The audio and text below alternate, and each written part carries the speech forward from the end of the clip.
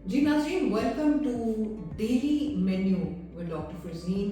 आपने रमज़ान मुबारक में अपनी कैसे फ़िटनेस को रिगेन करना है, कैसे इसको आपने रिक्लेम करना है। जो सेहत over the past few months उलट पुलट हो जाती, बाहर के खाने खाने, बहुत ज़्यादा बसियातखोरी करना, जिसकी वजह से ईटिंग हैबिट्स की वजह से हमारी सेहत जो है वो एक ऐसे दहाने पर पहुंच जाती है जहाँ पे pre diabetes, high blood pressure, high cholesterol और फैटी लिवर डिजीज़ जो है ये हो सकती है। तो इन तमाम चीज़ों से बचने के लिए हमने ये अहद किया है इस प्रोग्राम के थ्रू कि हम अल्लाह ताला की तमाम नेमतों में से वही चॉइस करेंगे जो हमारे लिए हेल्दी हो और अच्छी हो।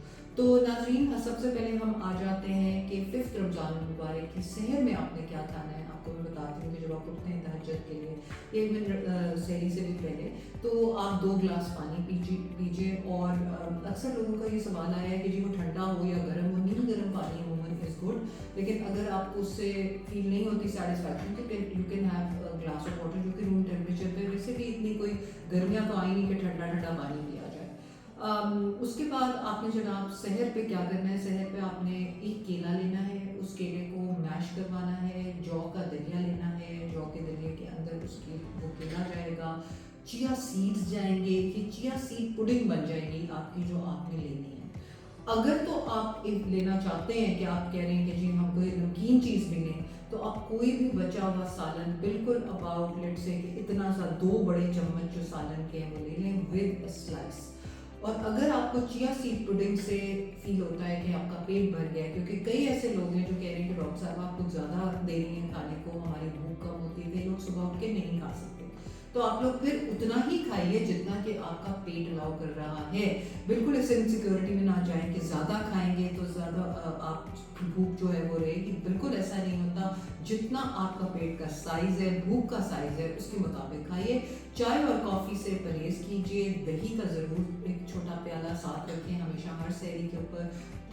प्रोबायोटिक है, बहुत अच्छा है आपके मैदे के लिए।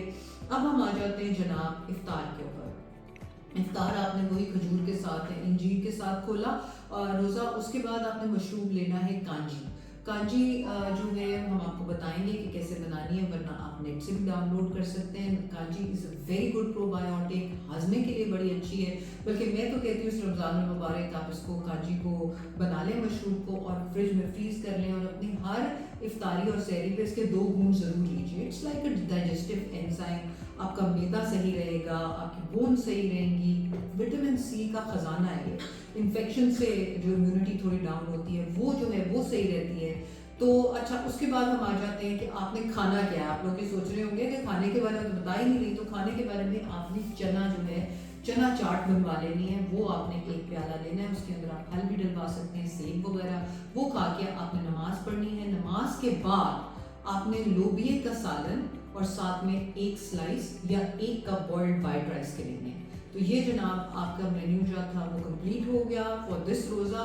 लेकिन ये याद रखिए कि जितना आप कम खाएंगे स्टारवेशन के, और जो कहा जाता है कि फास्टिंग के इतने अच्छे रिजल्ट्स आते हैं बॉडी के ऊपर।